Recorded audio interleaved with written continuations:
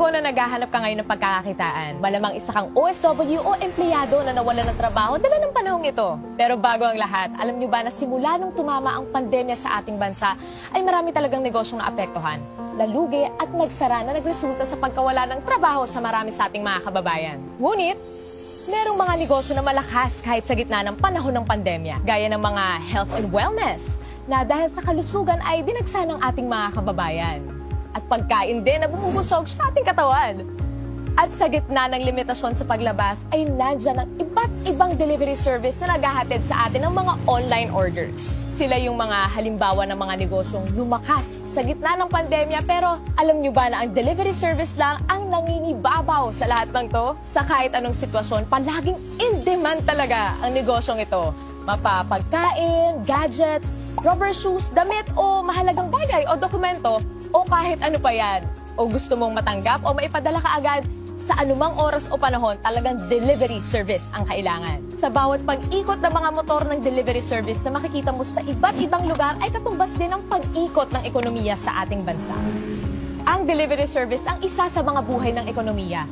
Mula noon hanggang ngayon, pagkakataong kumita dito ay palaki ng palaki dahil sa demand sa serbisyong hatid nito. Alam nyo ba na ang operator ng delivery service ay kumikita ng 20% sa bawat delivery ng driver nito? For example, meron kang sariling delivery service na negosyo. Kung nag-average ang rider mo ng 500 pesos per delivery transaction, aba, may 20% na kita mo doon ay 100 pesos. At kung nakaka-10 delivery ang rider mo sa isang araw, meron kang kita ng 1,000 pesos bilang operator. Ngayon, kung meron ka namang 100 riders, ang kita mo sa isang araw bilang operator ay nasa 100,000 pesos. Ganon kalaki ang kita bilang isang operator. Paano nga ba maging isang operator at magkaroon ng sariling delivery service na negosyo? Hindi biro ang magtayo ng isang delivery service na negosyo. Unang-una, kailangan mo ng malaking kapital na mahigit 30 million para iset up ang opisina at maghanap ng mga empleyado para sa operations nito. Pangalawa, kailangan mo ng isang IT company na gagawa ng software at operating systems nito na nagkakahalaga ng mahigit 50 million para iset up at i-maintain taon-taon. Pangatlo, kailangan mo kumuha ng iba't ibang permit para sa pag-operate ng negosyong ito. At pang-apat, kailangan mo pang mag-set up ng iba't ibang opisina para sa mga iba't ibang lugar na mag-ooperate at kumuha ng mga permits para dito. Mukhang mahirap maging operator ng isang delivery service na negosyo dahil sa dami ng kailangan, lalo na sa kapital, pero ngayon, posible na. Worry no more dahil nandito na ang isang delivery service company na pwede kang maging online franchise operator.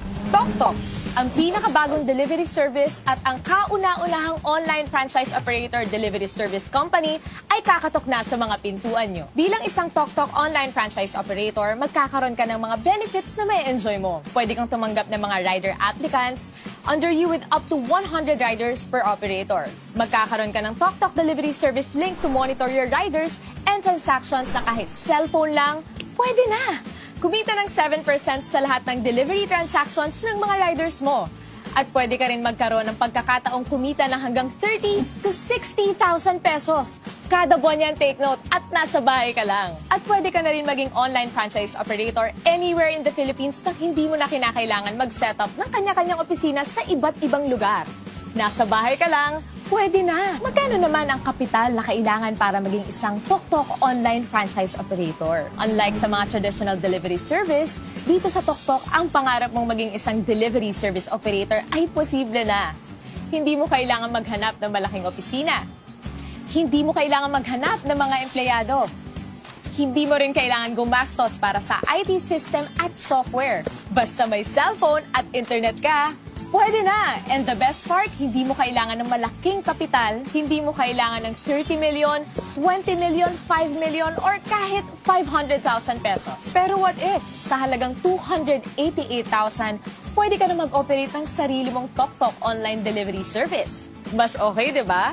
Huwag ka muna mag-celebrate dahil naintindihan ni TokTok ang pinagdadaanan ng karamihan sa ating mga kababayan sa panahong ito. Kaya from 288,000, ginawa na lang nilang 58,888 ang kapital para maging isang TokTok online franchise operator. Kaya Operate na agad! Dalawa ang paraan para kumita dito bilang TokTok online franchise operator. Una, magkaroon ka ng personal delivery link na pwede mong i-post at i-share.